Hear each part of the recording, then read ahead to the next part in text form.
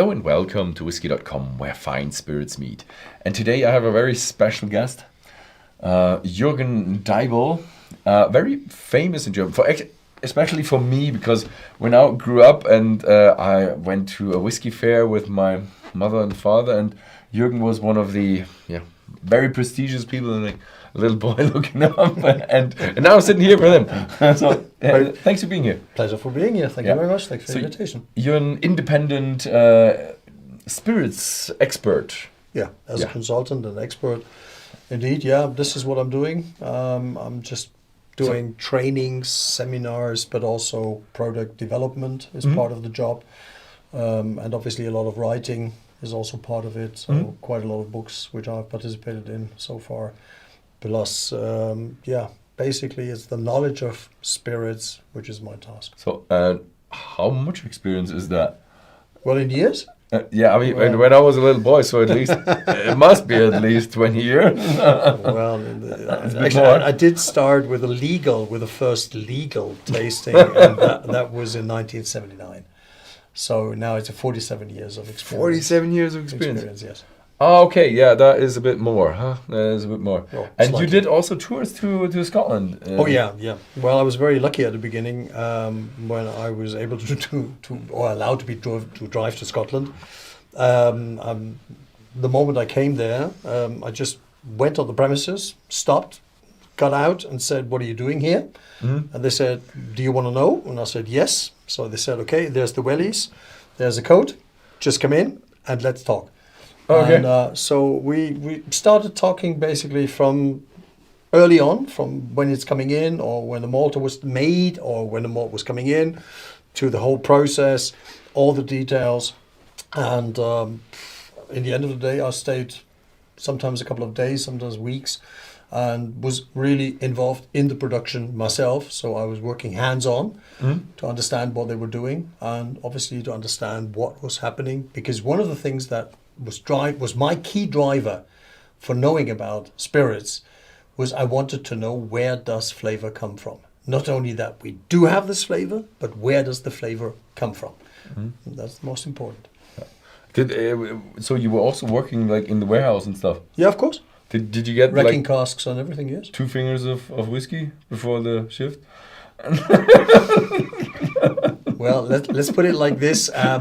They were ringing the bells sometimes, yes.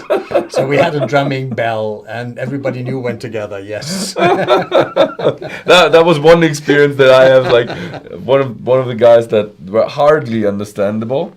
Very difficult, yes. Very Scottish guy. Yes. And he was like, back in the days we had the 2 fingers of whiskey. Not that one is the 2 fingers of whiskey. Yeah, usually it was 2 fingers like this one. That was the really hardcore guys. You could go like this, you could go like this, and you could go like this. I don't know, if you get 2 fingers of whiskey at the beginning of your shift, can you walk straight? Oh, well, yeah, of course you could, of course, and you've been working very hard, and especially if you do it every day at once. And the other thing is, if you are in the warehouse and, for example, wrecking casks, and if you're in a dunnage warehouse and you have to rack them too high, so you have to push up the cask like a 650 or 700 litre port cask, and you have to push this up with 3 people on the next level to get it into the row. That is definitely a challenging task, and it deserves a good dram when you finish it. Depending on how big the dram is. But let's talk about Speyburn, because this is the topic today. We're going with Speyburn. Yes. What are we having today? Well, Speyburn is a distillery which is located in Scotland, in the north, the town of Rothes, and we will talk a little bit about this one. I will introduce 3 of the core range of Speyburn, 3 of the recent core range, I have to say, because they are just recently out new. And we have the rum cask finish, we have a 15-year-old and we have an 18-year-old that we're going to try. Both 15 and 18 have been matured also in sherry casks. But we also have a bourbon cask, which is standard core range. And we have a 10-year-old in this range as well. And that's the core range of Speyburn, which is available. And I think for all of you out there in the Netherlands and Belgium, we do have this as a package. And there's a little small bottling there. And here comes a little bit of a side quest with that question over there as well. We have 4 bottlings in there. One of them is the old one, the old 18 with the 46%. And some question was there, why is there now a strength of 40% for all of them now and not of 46%? Okay. We could do that beforehand.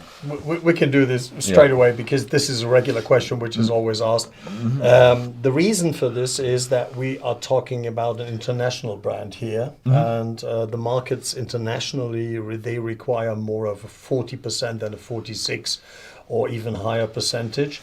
That's one reason. The other reason is we have a distillate which is really quite interesting and also very, very heavy in taste. Oh, okay. So as we start with a distillate that is quite heavy and we put this into a cask, then 40% does deliver enough, even with an 15 or 18-year-old, from the taste profile so that this is sufficient. We don't need to have it 46. However, this does not exclude that this is going to come back one day. Maybe one day they will do a 46, or maybe they will do even cask strength. We never know. Okay. So thank you for answering the question. And yeah, let's find a little bit out more about Speyburn. And it's good that you're here because Speyburn is one of my blind spots. So this is a map of Scotland, and you see it's at the very, very top of the Speyside. Indeed, we're in the town of Rothes, and we're actually in the northern part of the town of Rothes. Obviously, everybody knows Glenrothes Distillery, everybody knows Glengrant Distillery from there, but it's definitely another distillery which is worth looking at because it's been continuously working since 1947. And this is the Speyburn Distillery, and that is when you come to the roundabout at Rothes, close to Glengrant, and you have to turn right and then first left, and then you will come to the Speyburn exit, which will take you into the Granty Burn, where the distillery is located. And here we got a nice picture. Strange that it's called Speyburn when it's the Granty Burn. Well, actually, some of the rocks of the building were taken from the River Spey. Well, it was originally built in 1897, but the Granty Burn is one of the small rivers that flows towards the Spey, and therefore, because of the fresh water, that's why it's been chosen. And also, the fish is one of the symbols. You see that on the label here, on the bottles here, and this is because this is rich in fish there. Yeah, isn't all of them in the Speyside go into the Spey, all of the burns probably. Yeah, of course. Well, it's Speyside, yes, because the river itself is 171 but kilometers isn't the long. Spey isn't that really a river, not a burn at that point anymore? Up there, yes, indeed. It's quite big at this place. But the Granty Burn is also not a very tiny, small, short flowing into the river, but it's a bit bigger than usual. Oh, it's also a bigger one. It's a bigger one. It's bigger. Because some of the water is actually taking, for the production water, for example, is taking from the Granty Burn. Ah, okay. Nice. And this is actually a very interesting picture you told me earlier. Yeah. This is, you said it was built in 1897. Yes. And there are steps inside this building. And what is up with that? Well, you see, actually, this is more or less like a gravity-driven distillery. So that means they're starting very high up with a malting process, and downhill, down the slope, you can actually have the next step of the production, finishing up with a warehouse on the bottom. So that means you can actually go down the river, you go down the hill as you produce, and you don't need any pumps, you don't need to bring it up again, because it's going all the way with the gravity. And what's also a bit baffling for me is I always considered it Speyburn, that little distillery there. This has a production capacity of 4 to 4.5 million liters of pure alcohol. That is quite massive. Oh, absolutely, yeah. Yeah. So Speyburn is not just producing for Speyburn. No, Speyburn is producing for Speyburn, but is also producing for the malts, for the blends of the Inver House. And therefore, the Inver House company, they have different blends, and obviously Speyburn is one of their major ingredients they're using. And of all the years since its opening in 1897, when it was producing, almost all of it went into the blending. And only within the last couple of years, the decision had been taken with the owner of Tybev to say, we're going and we will have single malts. Yeah. And to be honest, there are no AI photos in here. The two photos before one photo before was from our distributor. And this is then the photos that have been taken from Horst. He has been there in 1993 or 1994, and with a film camera, not a digital camera. God bless the digital cameras in 1990 probably didn't exist, but later he had a horrible digital camera, so the film cameras were better. But I think he stumbled just in there, and you had appointments there. Yes, I was lucky to have an appointment to go around, but I'm sure he had an appointment as well. But usually this distillery was not open to visitors, which nowadays it is. Obviously, you have to call in, and then they will receive visitors as well. Mm-hmm. Yes. Okay. And what was interesting is, so the distillery is really, really old. Yes. So it's Victorian age old. And I've heard a rumor, legend, that this has been built during a snowstorm. Because of, I don't know, Queen Victoria's Jubilee, Diamond 60s Jubilee, yeah. and they had to produce the first cask before that year was over. And on the 15th of December, you told me there was the first butt filled, and that was during a snowstorm. No heating, no. No windows, no doors, nothing. It was the wind was basically blowing through. It's interesting that you can produce a whiskey with no electricity. But it's possible. Why not? What you need? You need a fire. It was possible until we had electricity in all the distilleries. And for example, here in Speyburn, we had electricity in the 1950s when electricity was introduced. Also, they got the electricity in 1950s. In 1950s. And in 1897, when the distillery was built, yes, it was the typical way of how Speyside used to work. And unfortunately, a snowstorm. And so, no windows, no doors. Wind and storm was blowing through the distillery, and they were still producing because they wanted to finish at least one cask in the year of the Diamond Jubilee of Queen Victoria. For Queen and Country. Let's put it like this. It was the two brothers. It was Edward and John Hopkins. John, who also had built Tobermory Distillery before. But and they decided to have this Jubilee. Mm-hmm. And what you also told me is this is one of the earlier Doig ventilators. Oh, definitely, yes. Mm-hmm. The distillery was, the architect for the distillery was Charles Doig. And what we can actually see is the original Doig ventilators on top, the top vent. Probably the oldest, there's some debate about, there's another distillery who claims to have the oldest Doig distillery vent, but it's at least one of the oldest that they have here at Speyburn. Nice. But they're not malting anymore. No. They stopped malting in 1967 when here we see the picture, when the drum maltings were put silent. They're still in place because this is a national historic place for Scotland. So the drum maltings were kept in place, but they are no longer in work. They are no longer working. So pretty historic distillery with absolutely. That old Doig ventilator, these drum maltings, but they look a bit different. I think I've seen two maltings now, and they look different to the what do you call it? To, let's say, Port Ellen. Port Ellens were just massive, and of course they were just producing for themselves, and Port Ellen is producing for the whole island. And exactly. That island is big with whiskey.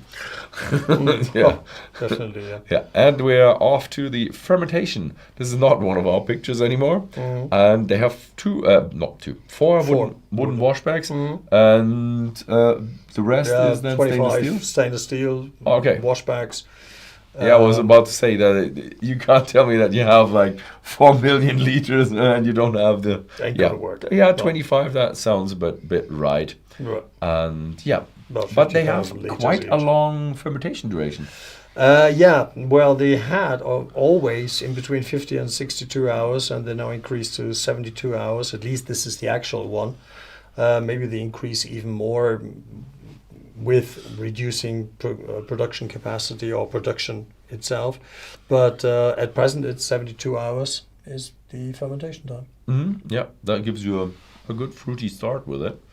And not only this, it also gives you quite a lot of body, which we will see when we taste it. And this is again a picture from taken from Horst with the distinct flash here. But I was wondering, because it's not my photo, so I don't know what it is. And my first guess was wash still, then not wash bag, but that was like, okay, that's far too small. And then it was wash charger. But if I see the gauge, then probably spirit vat. Yeah, looks like a spirit vat. You can see it on the right side. There's the gauge. Yeah. So you can actually measure it, and this looks like the spirit vat. Yeah. Yeah, probably the spirit vat, and you have the spirit safe on the right hand side, right next to it. Exactly. And we're on to a modern photo again, and what that was baffling me the most is they have 3 stills. Yes. We have one wash still with about 17,297 liters of content, and we have 2 spirit stills which have 13,160 liters of content each, and that allows you to produce this 4 or even 4.5 million liters. But they must be quite quick. They must be still quite quick. Yeah, and you can also have a very quick fermentation, about 4 hours, 40 meshes a week. This is the mashing time. Fermentation is 72 hours, and then distillation. Yeah, that's why they have so many of them. And so you can do that. Yeah. Yes. Okay. And they have been a bit modernized.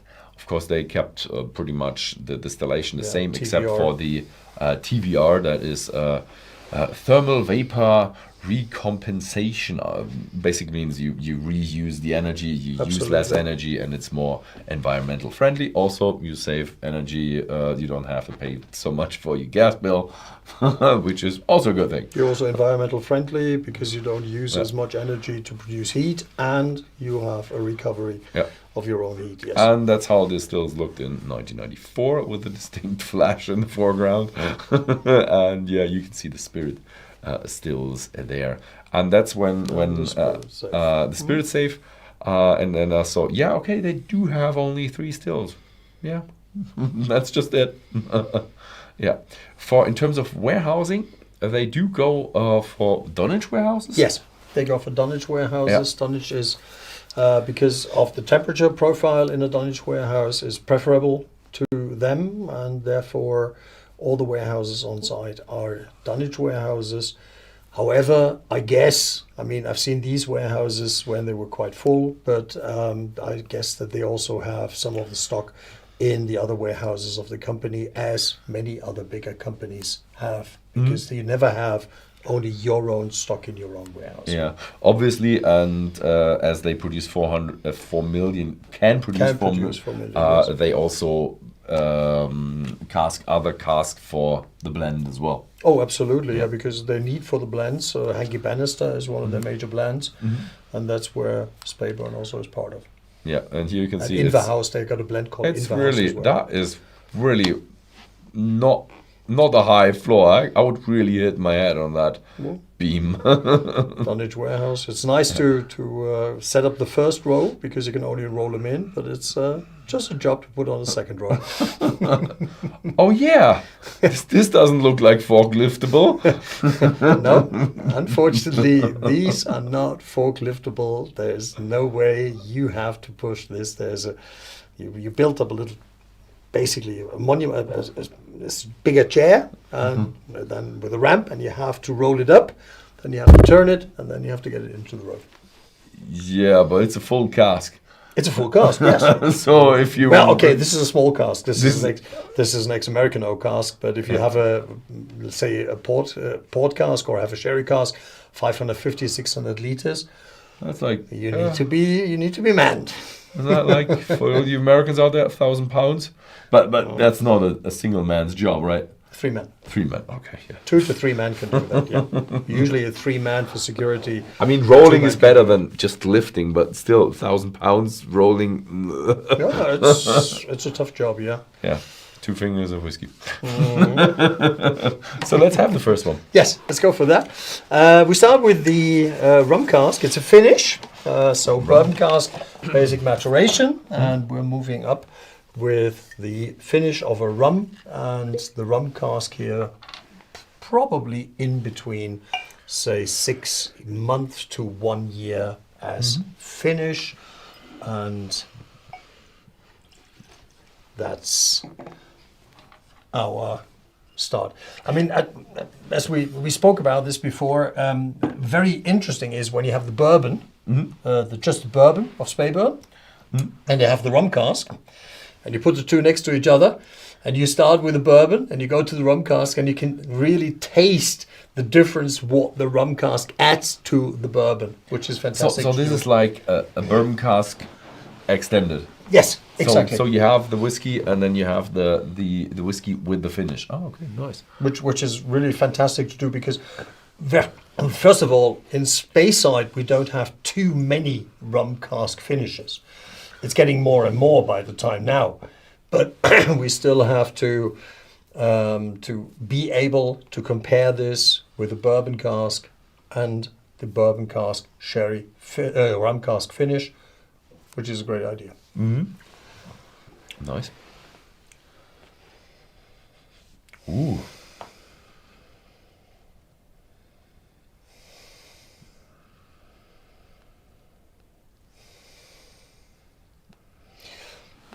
Yeah, well, what we have here is, first of all, we got a very fruity distillate, which is already not a very light distillate. It's quite intensive for 40%. We should never forget this. And secondly, when we swirl it around a little bit, we can get more of the rum coming. The rum comes here with tropical fruit, which adds to the pears and the apples that we get as a Speyside. Then comes a little bit more of the bourbon cask. And finally, we also get some molasses and typical characters of tropical fruits of rum that we see in the finish of the nose here. This is really a nice beginner's whiskey. Oh, So yeah. it has a nice fruity character. Yeah, if you don't swirl it around, it's a bit lighter. And then you lighter, swirl it around, you get a lot of bourbon character. But it's very pleasing and pleasant. And we had a lot of discussion about the people, and the people really don't like it that they reduce the strength. But I think it's a bit more going into the strategy from Speyburn, that they're going a bit more beginner friendly and a bit more. You don't need that much with the Speyburn character. Well, But again, I think people really like the one that they had 46%. And I could feel that. We have to really differentiate here. Of course, those people who are really deep down into the whiskey, and they all like their 46 or higher. They all like their cask strength. And yes, I do as well. No doubt about this. And yes, I did like the 46 one. So I can fully understand your comments. I don't agree with all your comments, but I do understand why you say these comments. But we also have to be aware that we are not talking about the center of the world being us. The center of the world is somewhere completely different. And this one here is, for example, among the 10 most sold whiskies in the US. And so we have to have here whiskies which do not come at this high strength, because the Americans don't drink that much of high strength whiskies. That means the common Americans, not the specialists. Yeah, I think there are specialists everywhere. Everywhere. Especially Of on our course. channel. Of course, and I can fully understand. I Yeah. would go with you and say, okay, yes, 46. I love 46 as well. But truly honest, for 40%, this It's is pretty strong. amazing. This is amazing. Yeah. in its body. I think it's a nice everyday dram, and I'd really like to experience that. The one what you said, when you have that compared to the bourbon cask, to see the influence of the, what do you call it, the rum cask. Yeah. But it's definitely not a Jamaican rum. It has a bit of I wouldn't a say- bit of that I wouldn't say character so. of. It has a bit of that cakey character, but it doesn't have any any esters or like high ester stuff? No, it's no high ester rum. Definitely no high ester rum. It's no sugarcane rum. It's no high ester rum. This is a typical molasses rum, which we would have like in Dominican Republic, which we would have in Barbados, which we would probably have also in Cuba. Those kind of rums. This probably more likely the one, but I still can get the molasses character from it here in the nose. I still have this, and I also have this chocolatey character that comes through with some of these rums.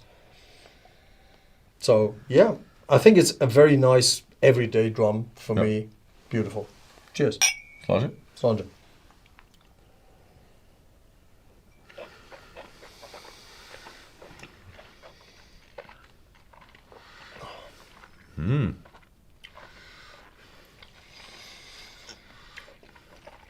Well, mind if I ask to Christopher here? Christopher, it's just been rolled out in the US with this 40%. Just a couple of, I think a year or something ago. And so from what we get as feedback is they do like the 40%. Yes. I'm a bit baffled. I expected less. Obviously, yes. It is quite some volume in there. Absolutely. And this is 40% again.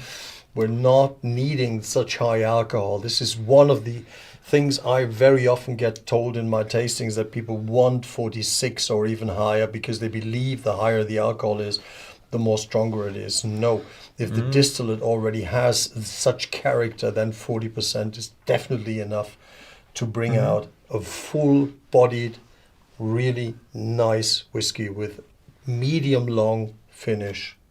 What I'd really like to have is, I hope that they do it. I think we'll have that question later. Is will there be a cask strength? Is the question later, and I'd really like to see the cask strength here, because then you should just take your water and just have a look, go through the ABVs, absolutely, and have a look where it goes and see what is it, 46, 40?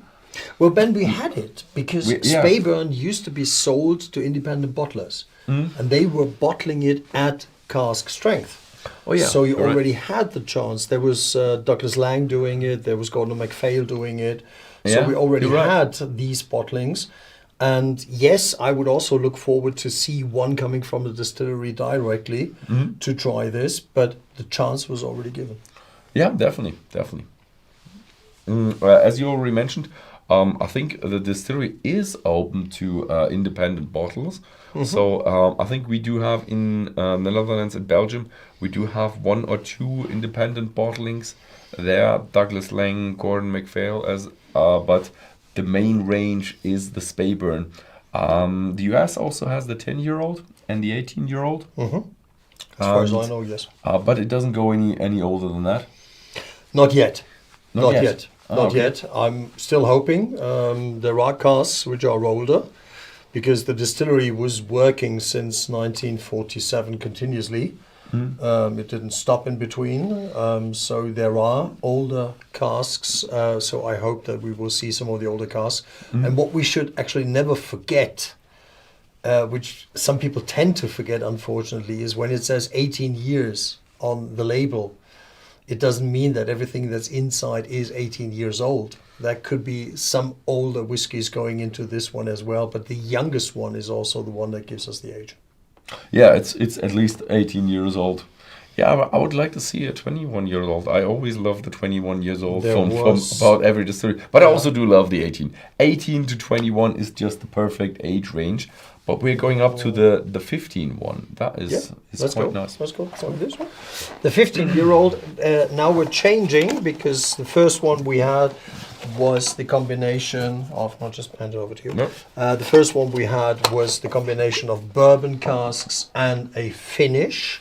Now we have a combination of the whiskies matured in American oak, also ex-bourbon casks, and we also have here Spanish oak sherry cask, which have been used for making this whiskey. Again, we have a 15-year-old. This is the youngest, again, 15-year-old. We have a wonderful color here from the Spanish oak. Spanish oak is here the key driver for the color.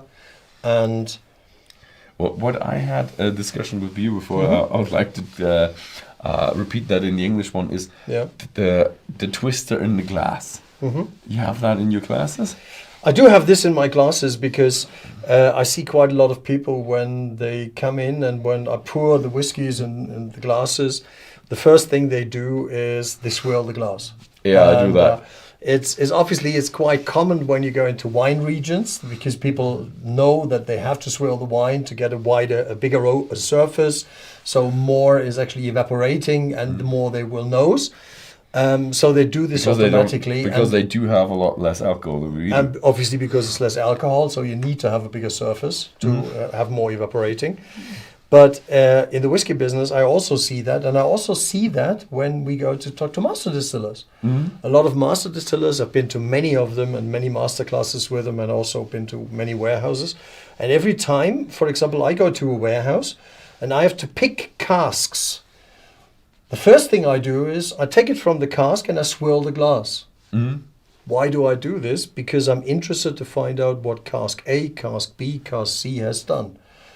But before I do this, I know what was coming off the still, which is their base whiskey, for example, or which is their new make. How does the new make sound? So when you go and talk to a master distiller, and the master distiller, he or she know their distillate. They know how it's coming off the still. They have a precise character, how it's going to be described. And they want to see how casks differ from one to another. And to find out how the differentiation coming from the cask is, you have to swirl the glass the best. And that's what they're doing. And that's why I do the swirl every time, because I kind of got into the business with all the interviews, and there was always like master blender, master still, and they all go like this. And they all go like this, exactly. Yes, and rightly so they do, because they know. But unfortunately, we don't know about this. So the best way to find out is just to pour some in the glass, then to keep the glass silent for a couple of minutes, then go back and start nosing. So the first nose is usually what you get from the distillate. And you can nose the distillate, you can get the fine impressions from the distillate. And you can find, for example, even here in the 15-year-old, you can get this hint of smoke. You can get a light hint, which is coming from the bourbon cask. But most of it is fruity character. And this is coming from the distillate. The moment you start swirling it around, it changes. Because now we have the sherry casks coming in, and the sherry casks deliver us the dried fruits, and the tropical fruits go a little bit behind, but the dried fruits are coming through, and we got this Christmas cake style that we are looking for. Okay, we had a bit of a discussion off camera before. How this is what was it, 72 hours? Somewhere around there. So hours, yes. Obviously you do get a bit of tropical fruit and a lot of fruitiness. How would a 40 or 48 hour whiskey smell like? How would that differ if I don't swirl my glass and smell that? Well, the most important thing is when you have whiskies which have been fermented for, say, 35 to 45 hours. This is when most of the alcohol is produced. And the distillate out of those will be lighter, cleaner than a distillate which has fermented for a much longer period. So you would have less of that tropicalness. You would have less of the tropicalness is coming here, but you would have, for example, less of the fruity character overall. Okay. And you would then, because when you put this into a cask, then the cask would add more character to a more neutral distillate than it would add to something that already has quite a body and that brings out quite a lot of fruity character, for example, and that has to add from the cask. While in a neutral one, the cask becomes dominant. Yeah. And one of the best ways to understand this and to find out is when you swirl it, it just kicks in really hard. It kicks hard. It really kicks hard. And this with 40%. Again, we have to say we're talking about 40%. So when you leave your glass on the table and you nose it, you have the distillate. When you swirl it, you can get most of the cask. Oh, yeah. Okay. You definitely realize this is an age statement. this is younger. Yes. This is more old. This has a lot more cask Absolutely. in it. This is more of a Christmassy cake with a lot of fruits, a bit more fruits than a Christmas cake should be. More like a fruit punch with cinnamon or something like that. Wow, okay, a lot more than expected. Oh, absolutely. It's much more than we expected it. So this is the surprise that we get when we look at the alcoholic strength and we nose it and taste it, because we didn't expect that much. I had a bit of a whiff of smoke in the German take. Now I don't. No. Well, it does have. It was in the very first beginning when we poured it.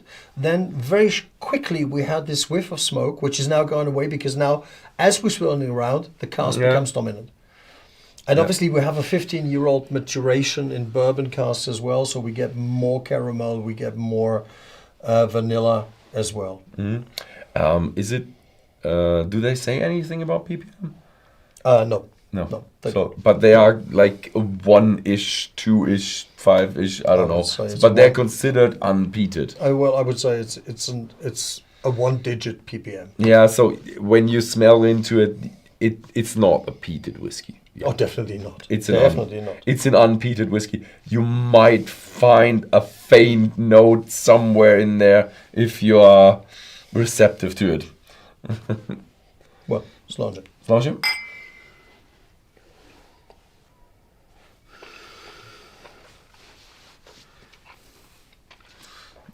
It's really surprising how full-bodied the whole mouth is covered from the whiskey. And then in the finish, we have a nice long finish as well. We got the sherry cask coming in. We have a bit of the bourbon cask. We have a light astringency here on the side, a light tanninic astringency, but always very pleasant. We got some chocolatey note coming in.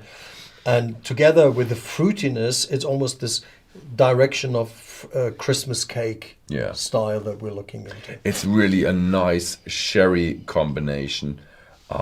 Whiskey, sherry, oak, dried fruits, a little bit of cinnamon, a little bit of nutmeg now. Yes, nutmeg, yes. And Yeah, also the and- spiciness in the finish. You get a wonderful spice in the finish. Yeah, and the other one was like a medium aftertaste, and this one has much more aftertaste. Oh, definitely, yes. Much longer, much more intensive, and the sherry cask obviously is quite wide. I didn't have Speyburn much on my radar, and I can see that the people are a little bit bummed out about the whole thing with less ppm, and I can understand that. If you have such a nice, I would even call it a hidden gem, because it's maybe in the US it's bigger, but in Germany it's not that big, and it's such a nice whiskey, and you really love it, and then you change it. I can feel you. Well, but let's see. they had to have a core range. Yeah. And they had to make a decision with the core range. And when they brought out the 46%, sorry, that was, then some countries said it was too strong in alcohol, other countries said it was not. Some countries wanted it on this alcoholic strength. But this is a big international company. Yeah. And at one stage you have to make a decision because you want to roll it out in the world. And if the world requires a 40%, great. Then we also have the 40%. But if the 40% has this volume, I'm happy with it. Yeah. I have no concerns about 40 to 46. The 46 has more alcohol. I agree when they say they get more alcohol, but not in the taste. Yeah. The alcohol just drives the taste. Yes, but it is. Yeah. Okay. I think we now do with the ABV. Let's the ABV is let's always bury that it's always topic. a discussion. I think we've talked about now 3 times. So, Sure. but we have a few other questions from the community. You can put other things in, but we're not going with the ABV. We've talked about that. Yeah, people are not happy with it. Will there be more full maturations in the future with Speyburn? Probably. This is a decision of the company. Okay. And we have to see what Ewan Henderson, who is the current manager at Speyburn Distillery, what he comes up with. I can't tell you. We have to wait and see. But Ben, you're a retailer. Has anyone said that whiskey has too much alcohol in it? Yes, we do have people like you who have a history of in our purchasing history. There's a lot of stuff. You would be probably one of these guys if you'd purchase in Germany with us, if you'd live in Germany. And these people never complain about that. But we have people that have bought once or twice, and they're beginners that they're really not that into it. Then we do have more of a problem with the coloring and uncoloring, where they then buy the second bottle and they say, oh, that's not the same color, and then we have that kind of trouble. With the alcohol, seldomly, usually with the cask strength, we have more troubles. With the beginners, that's usually if you go like 52, 56, that's a trouble. That's when we get, oh, that's a heavy one. that we'd get. 46, I can't remember a case for that. Yeah.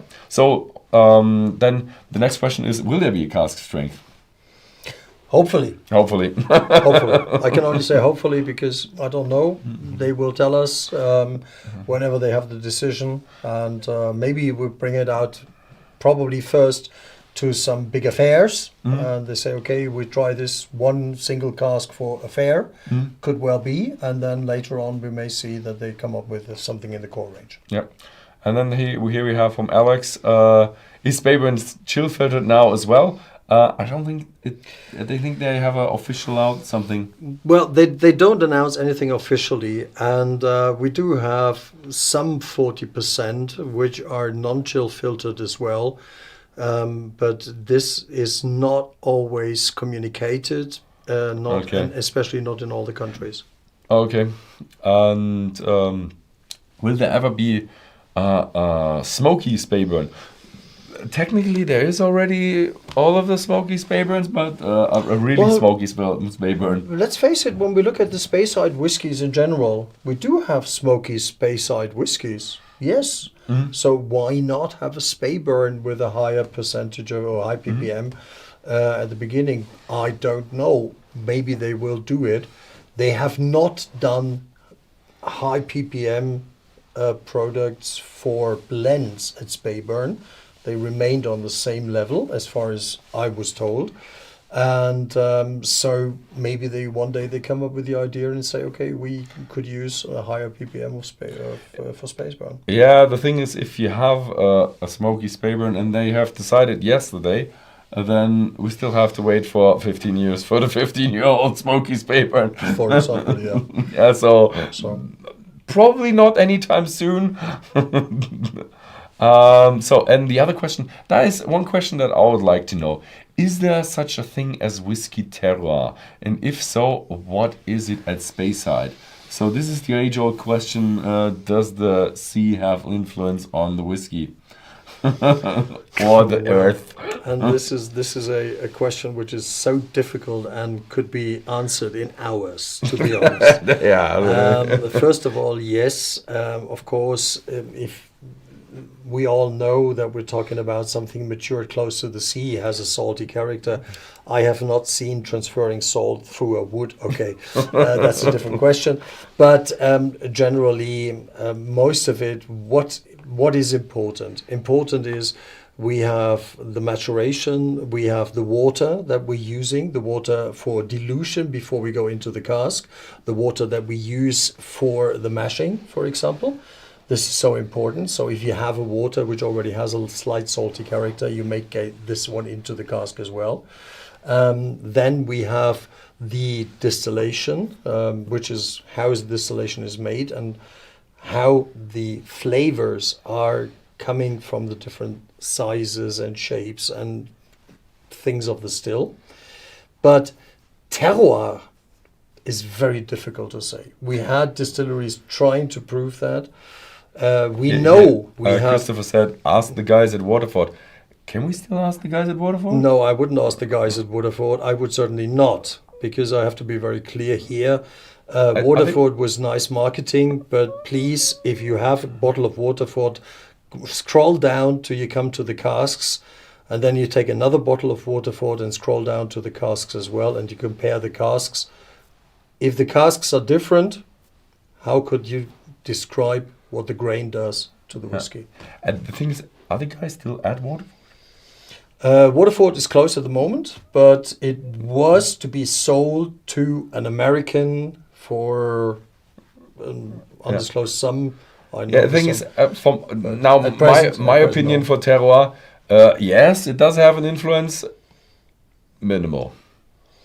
You can do so much more with distillation, fermentation, and cask. So I would say the effect on the flavor is in the 1-digit percent. You have like a cask is like 60-70% flavor. So for the terroir, yes, but not that much as we have on other things. Let's be clear.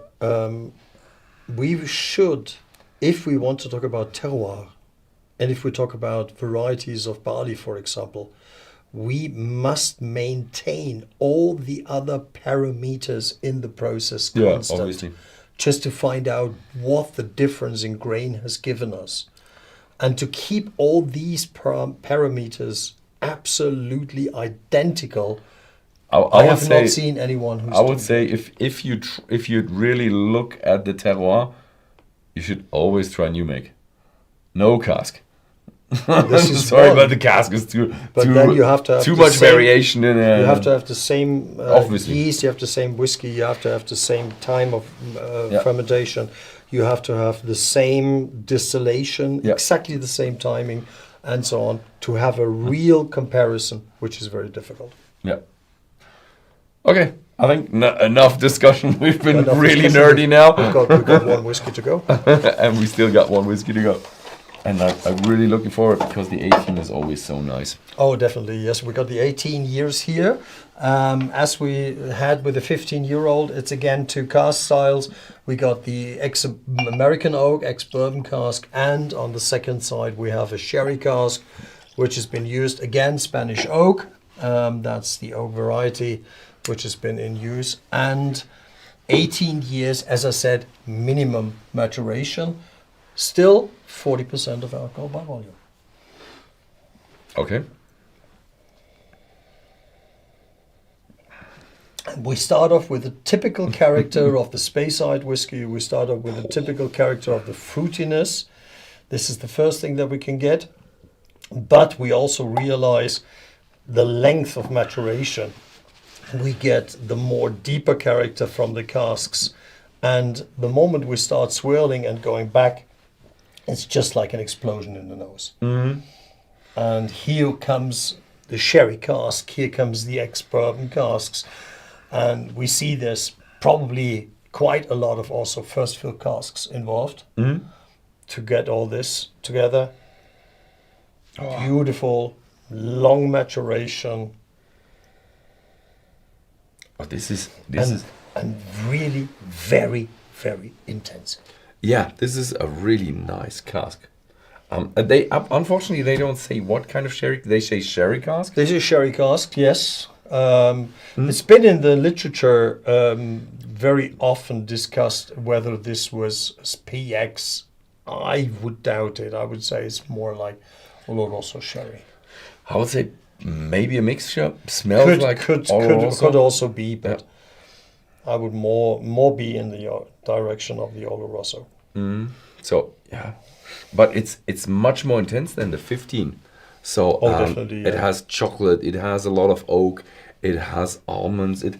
It's really like a cake mixture. It's like I only got the German one, Studentenfutter.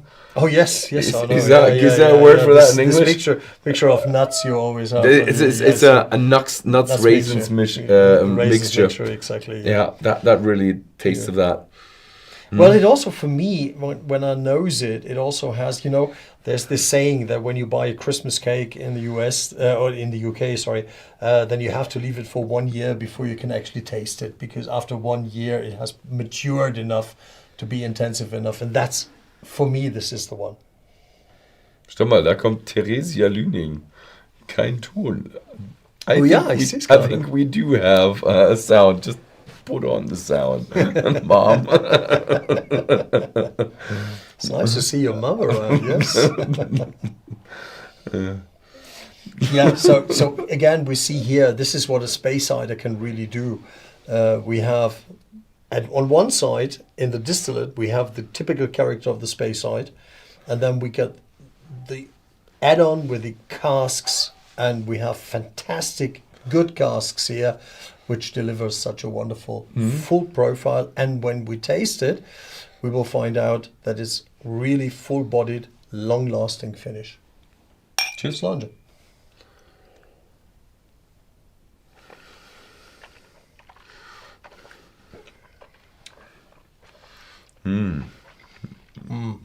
Delicious. Very delicious. Full-bodied.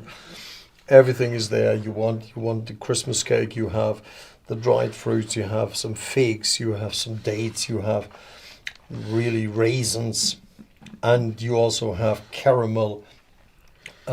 Fantastic and wonderful combination. Never overpowered in astringency, which I like, because you do have a light astringency, but never unpleasant, and you have a very long, also nice, driven by the Spanish oak cask, spiciness. They do say Spanish oak, because I will say maybe it's American oak, because it is light. It doesn't have that French oak. Yeah, but here in the finish, there's the Spanish. Here's the Spanish oak. Ah, okay. So there is a difference between Spanish oak and French oak. Okay. But I do like it. It's really a nice Christmas cake. This is really a nice sherry whiskey. I'd really have to taste the afterwards. I have to taste the old one. We still do have a bit of an old one with the 46, just to get a comparison where the people all come from. Oh yeah. And now I'll shut up about it. Well, the people can have it when they have the box, the sample box. So, as you are an independent Yes. spirit, you're not from Speyburn. So, are you allowed to pick a favorite, or is it like picking a favorite child? It's like picking a favorite child, to be honest. But I have to say, obviously, yes, I like the 18-year-old, like the 15-year-old. But I also like the rum cask, because this, for me, I'm always looking for whiskies which are also everyday whiskies, and which I would like to try from early on in the day to late at night, to have it just sip also for refreshing. I also like this one very much. So for me, it is almost like that.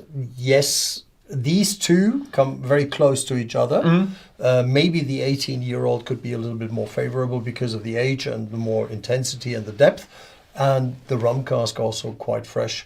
So very difficult to say. Maybe we see what our visitors are saying, what they like the most. So you can put in what you like if you have it in front of you, or if you have tried them in the past. For me, I changed from what I had in German slightly, 2 and 3 changes, because I'm going with 3, 2, 1 is my. It was just the first time I had the rum cask in my. It was just nice, just a very nice beginning. And I already had some. And the beginning, yeah, it was nice, but it was not as surprising nice as I had in the German one. And the 15 was just a smidge better than the rum now. And the 18 is just, that's a fabulous whiskey. Well, the funny thing is, we have the range and we have the opportunity all day to drink it. Yeah. So, then we have the next live tasting in English will be announced during the summer, because we do have a summer break. And then there will be a live tasting I think probably the first one will be October. Maybe I'll do September, probably not, because I will be on tour there. And there will be a German live tasting with St. Kilian if you can speak German, but if you can't speak German, there will be a live tasting with Horst at St. Kilian's, and we'll do it live here on Whisky.de. It will be on Whisky.de, not on Whisky.com. So I'll see you probably in winter then, or in my other videos. And yeah, Jürgen, thank you very much. Pleasure. Yeah, he was a German guy, even if you can't hear it. It was you were like the first do the English and the German video with a really good English. Thank you very much. Not with the German whiskey. Yeah, it was a great pleasure. Thank you for being here, and enjoy. It was a great pleasure meeting you all. Yeah, thank you very much, and see you next time.